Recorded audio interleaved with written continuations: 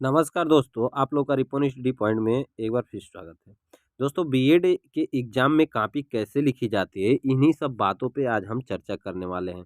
जी हाँ दोस्तों, कई लोगों को नॉलेज तो बहुत होता है लेकिन कॉपी न लिखने की वजह से अच्छे नंबर नहीं पा पाते हैं। तो आज मैं बताऊंगा इस विधि का उपयोग करके आप लोग 90% अंक आराम से पा सकते हैं। कुछ प्रश्न बीएड में क्या होते हैं कि बहुविकल्पी हो जाते हैं, ऑब्जेक्टिव यानी तो, और कुछ सब्जेक्ट लिखित रिटन के रूप में होते हैं। तो बहुत ही आसानी से आप अच्छे नंबर गेन कर सकते हैं। आइए कुछ टिप्स और ट्रिक होते हैं लिखने के, उसको मैं इस वीडियो में आप लोगों को बताता हूँ। तो दोस्तों आशा करता हूँ कि आप लोगों को मेरा वीडियो अच्छा लगाता होगा, तो अच्छा लगे तो प्लीज़ लाइक करिएगा वीडियो को, और चैनल को ज़रूर सब्सक्राइब करिएगा यदि आप बीएड में हैं तो। और भी बहुत सारे नोटिफिकेशन इस चैनल के माध्यम से आप लोगों को दिया जाता रहता है। तो चलिए हम सीधे ले चलते हैं आप लोग को पेज पे। तो देखिए दोस्तों, ये रहा पेज आप लोगों का। इसमें कुछ चीज़ें मैं आप लोग को बता रहा हूँ। देखिए, हर वक़्त क्या होता है कि नीचे मान लीजिए कि थोड़ा-सा 2-3 लाइन जब बच जाता है, तो लोग उसी में नए प्रश्न को लिखना चालू कर देते हैं। तो दोस्तों मैं कहूँगा कि वहाँ पे प्रश्न को मत लिखिए। 4 लाइन 5 लाइन यदि बच गया, तो वहाँ पे प्रश्न को मत लिखिए, वहाँ पे लिख दीजिए पीटीओ। इसका फुल फॉर्म आप सभी लोग जानते ही होंगे। तो इसको लिख करके आप नेक्स्ट पेज पे चले जाइएगा, और नेक्स्ट पेज पे जाने के बाद से फिर ऊपर से प्रश्नोत्तर संख्या ये चीज़ें डाल दीजिएगा। प्रश्नोत्तर भी डाल सकते हैं, प्रश्न संख्या भी डाल सकते हैं, ये दोनों में आपकी मर्जी है। लेकिन हाँ, प्रश्न सीधा बीचों बीच में होना चाहिए, जैसे कि ये है, ठीक ना? जैसे बीचों बीच में है इस तरीके से आपका प्रश्न होना चाहिए। और उत्तर छोटा आंसर है तो इस तरीके से बीच में भी लिख सकते हैं, और नहीं तो फिर यहाँ पे आप उत्तर डाल करके, और उसके बाद से जो क है तो क, ख है तो ख, इस तरीके से आप लिख देंगे। और हेडिंग को आप स्केच के द्वारा ही लिखेंगे। स्केच का प्रयोग ज़रूर करिए। हेडिंग को लिखते वक़्त स्केच का प्रयोग करिए, और उसे नीचे से अंडरलाइन भी कर दीजिए। ये सब चीज़ें करिएगा। और बहुत ही महत्वपूर्ण बात एक ये भी है कि आपको पेपर में जितना शब्द लिखने के लिए कहा जाए उतना ही शब्द लिखिए।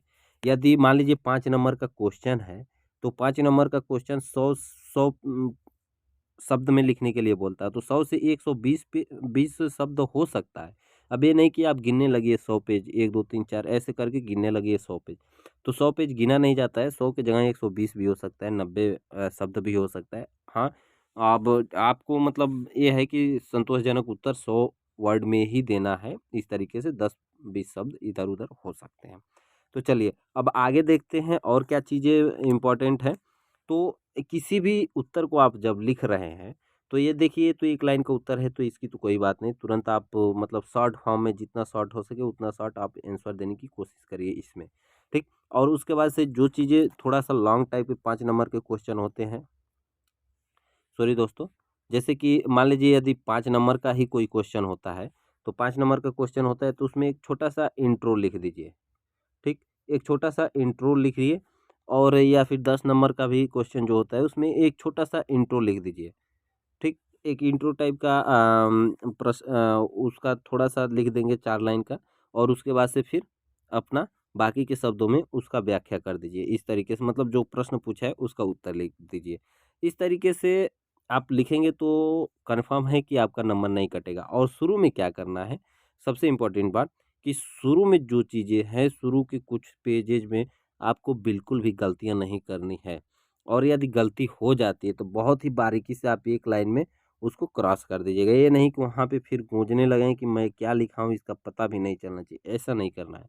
आपको बस एक लाइन में ऐसे सीधी-सी क्रॉस कर देना है और उस चीज़ को सीधे आगे बढ़ा देना है। तो इस तरीके से दोस्तों यदि आप पेपर में लिखते हैं, तो मेरा अनुमान है कि 100% और ऐसे लड़के लिख-लिख करके 90% तक ला रहे हैं। जितने भी लोग अच्छे अंक प्राप्त करते हैं, उनकी मैं लिखावट को देखता हूँ, बहुत सारे लोग हैं। अपने भी क्लासमेट को मैं देखता था, तो फिर वो लोग बहुत अच्छे से इस तरीके से सजा-सजा कर कॉपियाँ लिखते हैं। और एक इम्पोर्टेंट बात देखिए क्या है कि इधर के साइड में आप लोग को हाशिया ज़रूर छोड़नी है। हाशिया छोड़ते वक़्त ऐसे मतलब कि स्केच से लाइन एक स्केल ज़रूर ले जाना है, स्केल, पेंसिल वगैरह ये सब सारी चीज़ें आपको पेपर में लेकर के ज़रूर जाना है। और एक चीज़ें और आपको करना है जो है कि जैसे क्या करिएगा कि आप लोग पेंसिल जो ले जाएँगे, तो शुरू में ही क्वेश्चन देखते ही कौन सा क्वेश्चन मुझे आ रहा है, क वाला आ रहा है, हाँ ट्रिक कर लीजिए, फिर ख वाला नहीं आ रहा है, ठीक है, ग वाला आ रहा है, ट्रिक कर लीजिए।